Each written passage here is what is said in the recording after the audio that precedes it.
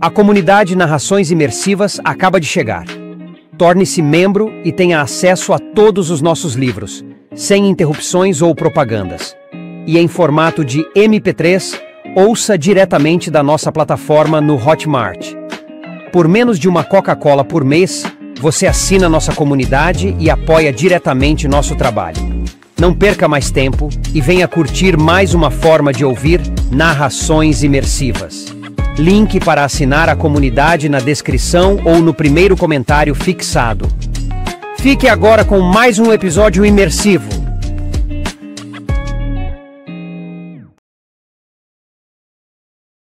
Percy Jackson e os Olimpianos. Escrito por Rick Riordan. Livro 2, O Mar de Monstros. Narração Danilo Oliveira. Capítulo 8. Nós embarcamos no Princesa Andrômeda. Eu estava olhando para as ondas quando Annabeth e Tyson me acharam. "O que está acontecendo?" perguntou ela. "Ouvi você gritando por socorro." "Eu também", disse Tyson. "Ouvi você gritar. Coisas ruins estão atacando." "Eu não chamei vocês", falei. "Estou bem." "Mas então quem?" Annabeth notou os 3 sacos de viagem amarelos, depois a garrafa térmica e o frasco de vitaminas que eu estava segurando. Ouçam bem, não temos muito tempo. Contei-lhes minha conversa com Hermes. Quando terminei, pude ouvir guinchos à distância, a patrulha de arpias identificando nosso cheiro. "Percy", disse Annabeth, "temos de partir na missão." "Vamos ser expulsos, você sabe. Confie em mim. Sou especialista em ser expulso." "E daí? Se fracassarmos, não haverá nenhum acampamento para voltar." "Sim, mas você prometeu a Chiron." "Prometi que ia manter você afastado do perigo. Só posso fazer isso indo com você. Tyson pode ficar e contar a eles." "Eu quero ir", disse Tyson. "Não." A voz de Annabeth soou quase em pânico. "Quer dizer... Vamos lá, Percy. Você sabe que é impossível." Outra vez me perguntei o porquê da antipatia dela pelo Ciclopes. Havia alguma coisa que Annabeth não estava me contando. Ela e Tyson me olharam, esperando uma resposta. Enquanto isso, o navio de cruzeiro se afastava cada vez mais. A questão era que parte de mim não queria a companhia de Tyson. Eu passara os últimos 3 dias muito perto do cara, sendo ridicularizado pelos outros campistas e envergonhado 1 milhão de vezes por dia, constantemente lembrado de que éramos parentes. Precisava de um pouco de espaço. Além disso, não sabia quanta ajuda ele poderia oferecer ou como eu faria para mantê-lo em segurança. Sem dúvida, ele era forte, mas era uma criancinha em termos de Ciclopes. Talvez 7 ou 8 anos de idade mental. Eu podia imaginá-lo perdendo o controle e começando a chorar enquanto tentávamos passar por algum monstro ou coisa assim. Íamos ser mortos por causa dele. Por outro lado, o som das arpias estava chegando mais perto. "Não podemos deixá-lo", decidi. "Tântalo vai castigá-lo por termos partido." "Percy", disse Annabeth, tentando manter a calma. "Estamos indo para a ilha de Polifemo. Polifemo é um C-I-C... Um C-I-C... Ela bateu os pés de frustração. Por mais esperta que fosse, Annabeth também era disléxica. Poderíamos ficar lá a noite inteira enquanto ela tentava soletrar Ciclope. "Você sabe o que eu quero dizer." "Tyson pode vir", insisti. "Se ele quiser." Tyson bateu palmas. "Eu quero!" Annabeth me fuzilou com o olhar, mas acho que ela percebeu que eu não ia mudar de ideia. Ou talvez simplesmente soubesse que não tínhamos tempo para discutir. "Tudo bem", disse ela. Como chegamos até aquele navio? Hermes disse que meu pai ajudaria. E então, cabeça de alga? Está esperando o quê? Eu sempre achei difícil chamar meu pai, ou rezar, ou o que seja, mas avancei para as ondas. Pai? Chamei. Como vão as coisas? Percy, sussurrou Annabeth. Estamos com pressa. Precisamos da sua ajuda. Falei um pouco mais alto. Precisamos chegar até aquele navio, tipo, antes que sejamos comidos ou coisa parecida. Então... De início, nada aconteceu. As ondas quebravam na praia, como sempre. As arpias pareciam estar logo atrás das dunas. Então, cerca de 100 metros mar adentro, 3 linhas brancas apareceram na superfície. Moveram-se com velocidade em direção à praia, como garras rasgando o oceano. Quando se aproximaram, as águas se abriram e as cabeças de 3 corcéis brancos se ergueram das ondas. Tyson prendeu a respiração. Peixes pôneis! Ele estava certo. Quando as criaturas se arrastaram para a areia, vi que eram cavalos apenas na frente. A metade traseira era de corpos prateados de peixe, com escamas reluzentes e nadadeiras de arco-íris na cauda. Cavalos marinhos, disse Annabeth. São lindos. O mais próximo relinchou, agradecendo, e esfregou o focinho em Annabeth. Vamos admirá-los depois, falei. Vamos. Ali! Guinchou uma voz atrás de nós. Crianças más fora dos chalés! Hora do lanche para arpias sortudas! 5 delas estavam pairando acima das dunas. Pequenas bruxas gorduchas, com a cara chupada, garras e asas de penas. Pequenas demais para o corpo. Elas me lembravam um cruzamento de atendente de lanchonete com um passarinho. Não eram muito rápidas, graças aos deuses, mas eram ferozes quando pegavam alguém. Tyson, disse eu, agarre um saco de viagem. Ele ainda estava olhando boquiaberto para os cavalos marinhos. Tyson! Hã? Venha! Com a ajuda de Annabeth, consegui fazê-lo se mexer. Recolhemos os sacos e montamos nossos corcéis. Poseidon devia saber que Tyson era um dos passageiros, pois um dos cavalos marinhos era muito maior que os outros 2, do tamanho certo para transportar um ciclope. Ea! Disse eu. Meu cavalo marinho se virou e mergulhou nas ondas. Annabeth e Tyson seguiram logo atrás. As arpias nos amaldiçoaram, implorando a seus lanches que voltassem, mas os cavalos marinhos dispararam sobre a água na velocidade de jet skis. As arpias ficaram para trás e logo a praia do acampamento meio-sangue nada mais era senão uma mancha escura. Será que eu voltaria a ver aquele lugar? Naquele momento, porém, eu tinha outros problemas. O navio de cruzeiro agora crescia diante de nós. Nossa carona para a Flórida e o mar de monstros. Montar o cavalo marinho era ainda mais fácil do que montar um Pégaso. Nos deslocamos depressa, com o vento no rosto, disparando nas ondas de modo tão suave e firme que mal precisei me segurar. Quando nos aproximamos do navio, percebi quanto era enorme. Era como olhar para um edifício em Manhattan.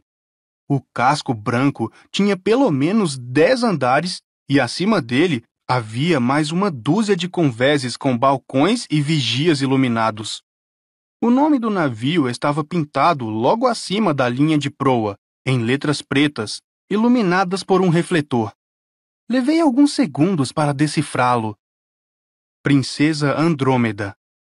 Presa à proa havia uma enorme figura, uma mulher com 3 andares de altura, vestindo uma túnica grega branca, esculpida para parecer que estava acorrentada à frente do navio.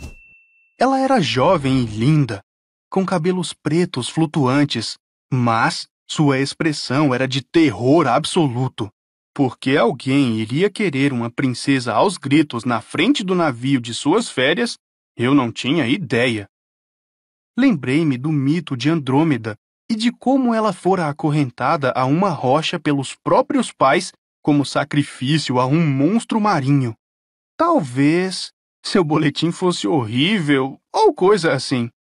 De qualquer modo, meu xará Perseu a salvara no último minuto e transformara o monstro marinho em pedra usando a cabeça da Medusa. Aquele Perseu sempre vencia. É por isso que minha mãe me deu seu nome, muito embora ele fosse um filho de Zeus e eu de Poseidon. O Perseu original foi um dos únicos heróis dos mitos gregos que teve final feliz. Os outros morreram, traídos, espancados, mutilados, envenenados ou amaldiçoados pelos deuses. Minha mãe esperava que eu herdasse a sorte dele. Do jeito como minha vida ia até ali, eu não estava lá muito otimista. Como vamos embarcar? Gritou Annabeth, mais alto que o barulho das ondas. Mas os cavalos marinhos pareciam saber o que era preciso. Deslizaram ao longo do estibordo do navio, passando facilmente através da enorme esteira e encostaram-se junto a uma escada de serviço rebitada ao casco. Você primeiro, disse a Annabeth. Ela jogou o saco de viagem no ombro e agarrou o primeiro degrau. Depois que ela se içou para a escada, seu cavalo marinho relinchou uma despedida e mergulhou na água. Annabeth começou a escalar. Deixei-a subir alguns degraus e então a segui. Por fim, restara somente Tyson na água. Seu cavalo marinho o estava divertindo com aéreos de 360 graus e saltos para trás, e Tyson ria histericamente, o som reverberando no casco do navio. Tyson! Shh! Venha, grandão! Não podemos levar arco-íris? Perguntou, o sorriso sumindo. Olhei para ele. Arco-íris? O cavalo marinho relinchou, como se tivesse gostado de seu novo nome. Nós temos de ir, disse eu. Arco-íris... Bem, ele não pode subir escadas. Tyson fungou. Ele enterrou a cara na crina do hipocampo. Vou sentir saudade, arco-íris. O cavalo marinho emitiu um som de relincho que eu podia jurar que era choro. Quem sabe a gente encontra com ele de novo, sugeri. Por favor! Disse Tyson, animando-se imediatamente. Amanhã! Não fiz nenhuma promessa, mas consegui convencer Tyson a dizer adeus e a se agarrar à escada.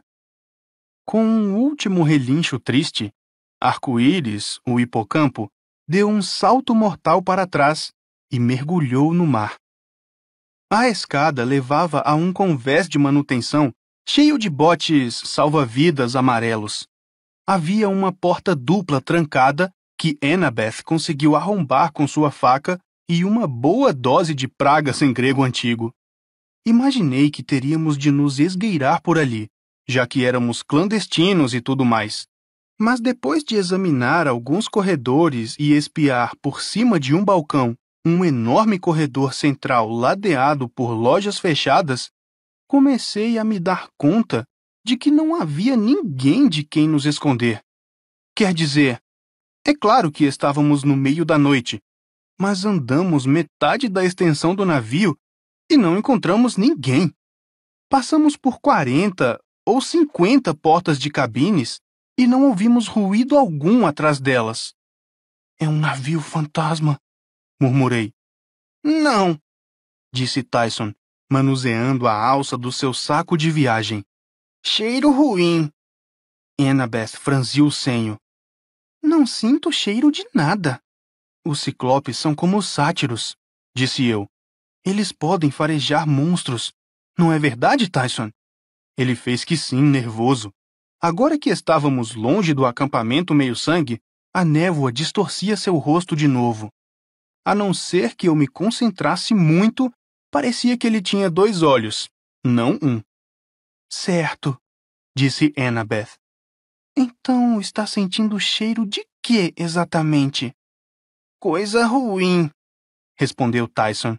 Beleza, resmungou ela. Isso esclarece tudo. Fomos para fora, no deck da piscina.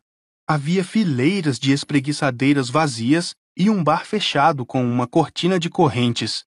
A água da piscina brilhava de modo fantasmagórico, ondulando de um lado para o outro com os movimentos do navio.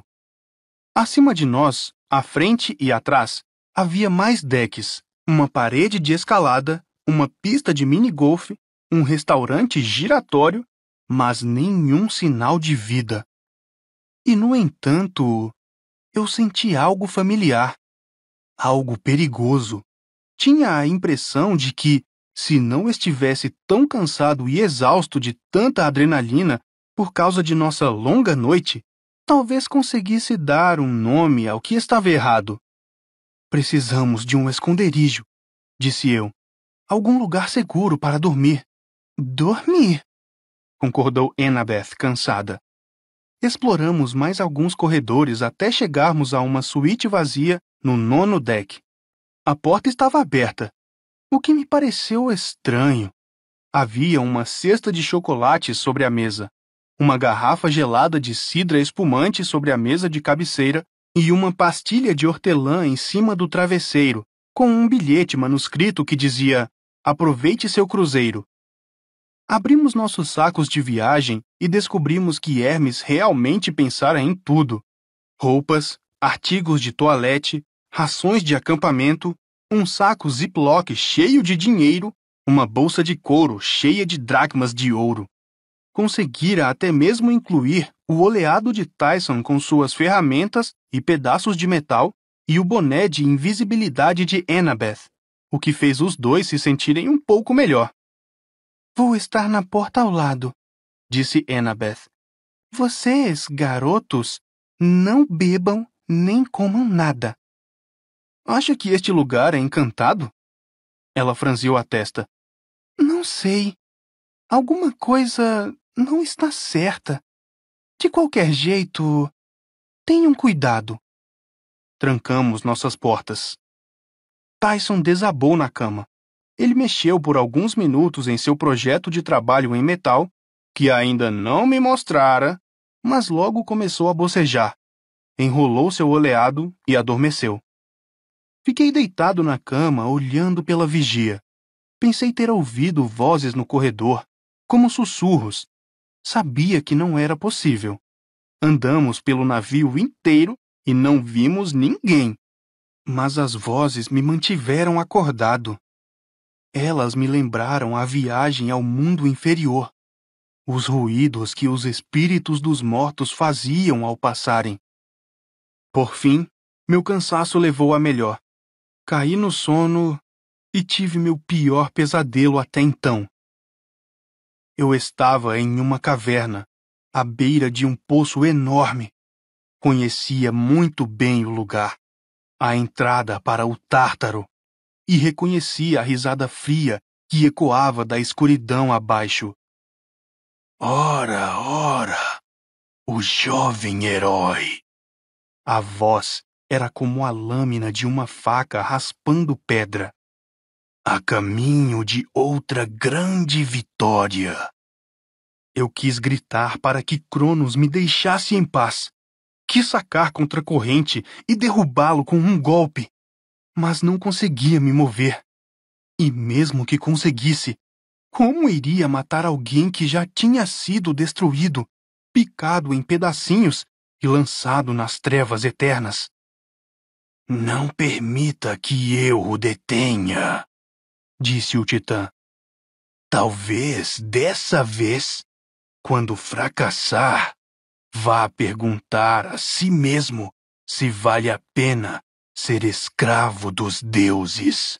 Como foi mesmo que seu pai demonstrou agradecimento nos últimos tempos?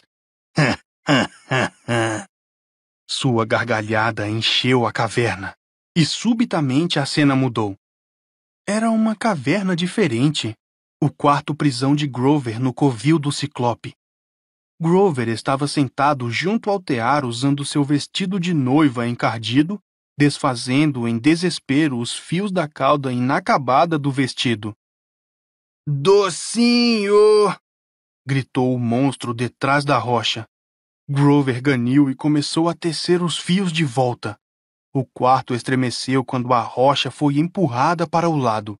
Assomando à porta, estava um ciclope tão enorme que fazia Tyson parecer verticalmente desafiado. Tinha dentes amarelos e tortos e mãos ásperas quase do meu tamanho. Usava uma camiseta roxa desbotada que dizia Expo Mundial de Carneiros 2001. Devia medir pelo menos 5 metros. Porém, o mais assustador era seu enorme olho leitoso, marcado e recoberto por uma teia de cataratas. Se não era completamente cego, estava muito perto disso. "O que está fazendo?" perguntou o monstro. "Nada", disse Grover em sua voz de falsete. "Só tecendo a cauda do meu vestido de noiva, como pode ver." O ciclope estendeu uma das mãos para dentro do quarto e tateou até encontrar o tear. Apalpou o tecido. "Não ficou nem um pouco maior." Ah, sim, ficou, querido. Está vendo? Acrescentei pelo menos 3 centímetros. "Está demorando demais!" urrou o monstro. Então ele farejou o ar. "Você tem um cheiro bom, como os bodes." Ah! Grover forçou uma fraca risadinha. "Você gosta? É eau de chèvre. Eu uso só para você." O ciclope mostrou os dentes pontudos. "Bom de comer." "Ah, você é tão galanteador." "Chega de atrasos." "Mas, querido, eu não estou pronta." "Amanhã." Não, não. Mais 10 dias. 5. Ah, bem, então 7. Se você insiste. 7. Isso é menos que 5, certo? Certamente. Ah, sim. O monstro resmungou, não muito satisfeito com sua negociação, mas deixou Grover continuar tecendo e rolou a rocha de volta a seu lugar. Grover fechou os olhos e respirou fundo, trêmulo, tentando acalmar os nervos. "Depressa, Percy", murmurou ele. "Por favor, por favor, por favor." Acordei com um apito do navio e uma voz no alto-falante. Alguém com um sotaque australiano que parecia alegre demais. "Bom dia, passageiros! Hoje estaremos no mar o dia inteiro. Tempo excelente para a festa de mambo à beira da piscina. Não esqueçam o bingo de $1 milhão no salão do Kraken a 1 hora. E para os nossos hóspedes especiais, exercícios de estripação no convés principal." Sentei-me na cama. O que ele disse? Tyson gemeu, ainda meio dormindo. Estava deitado na cama de barriga para baixo, os pés tão além da beirada que foram parar no banheiro. O homem alegre disse exercício com equipamentos? Esperava que ele estivesse certo, mas então ouvi uma batida insistente na porta interna da suíte. Annabeth enfiou a cabeça para dentro. Os cabelos loiros pareciam um ninho de rato. Exercício de estripação? Depois de vestidos, nos aventuramos a caminhar pelo navio. Ficamos surpresos ao vermos outras pessoas. Uma dúzia de idosos indo tomar o café da manhã. Um pai levando os filhos para um mergulho matinal na piscina. Tripulantes em impecáveis uniformes brancos tocando os chapéus em saudação para os passageiros. Ninguém perguntou quem éramos. Ninguém prestou muita atenção em nós. Mas havia algo errado. Quando a família de nadadores passou por nós, o pai disse aos filhos: "Estamos num cruzeiro. Estamos nos divertindo." "Sim", disseram as 3 crianças em uníssono a expressão vazia. "Estamos nos divertindo à beça. Vamos mergulhar na piscina." Afastaram-se. "Bom dia", disse-nos um tripulante, os olhos vidrados. "Estamos nos divertindo a bordo do Princesa Andrômeda. Tenham um bom dia." Ele se afastou. "Percy, isso é muito estranho", sussurrou Annabeth. "Estão todos em uma espécie de transe." Depois, passamos por uma lanchonete e vimos nosso primeiro monstro. Era um cão do inferno, um mastim preto na fila do buffet, apoiado nas patas traseiras e com o focinho enfiado nos ovos mexidos. Devia ser jovem, pois era pequeno em comparação com a maioria. Não maior que um urso escuro. Ainda assim, meu sangue gelou. Eu quase tinha sido morto por um daqueles antes. O que era mais estranho, um casal de meia-idade estava na fila do buffet, logo atrás do cão-demônio, esperando pacientemente sua vez de se servir dos ovos. Pareciam não estar notando nada de extraordinário. "Perdi a fome", murmurou Tyson. Antes que Annabeth ou eu pudéssemos responder, uma voz reptiliana veio do corredor. "Mas 6 chegaram ontem." Annabeth fez gestos frenéticos em direção ao esconderijo mais próximo, o banheiro feminino. E nós 3 entramos depressa. Eu estava tão apavorado que nem me ocorreu ficar com vergonha. Alguma coisa, ou melhor, 2 coisas passaram deslizando pela porta do banheiro, fazendo um barulho como o de uma lixa esfregada contra o carpete. "Sim", disse uma segunda voz reptiliana. "Ele os atrai. Logo estaremos fortes." As coisas deslizaram para dentro da lanchonete com um silvo frio que poderia bem ser risada de cobra. Annabeth olhou para mim. "Temos de dar o fora daqui." "Acha que eu quero ficar no banheiro das meninas?" "Do navio, Percy. Temos de dar o fora do navio."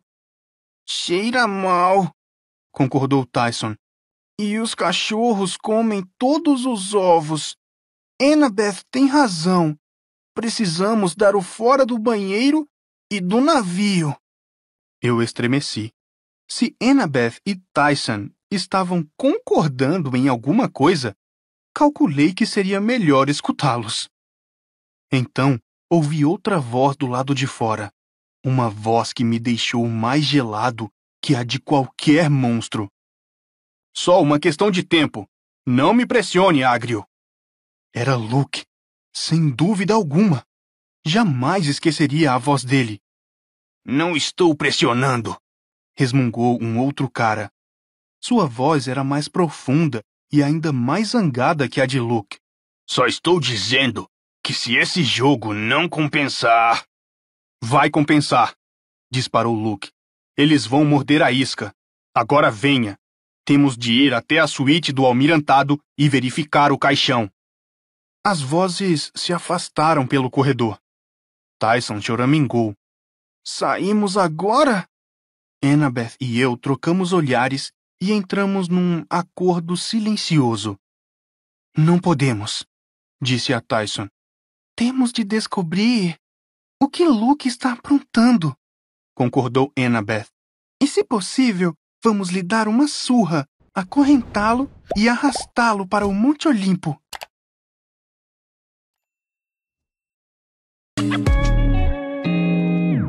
O canal Narrações Imersivas agradece por ter ouvido mais um episódio conosco. Acompanhe nossa página no Instagram e fique por dentro de todas as novidades do canal. E se você vê valor nesse projeto, considere apoiá-lo.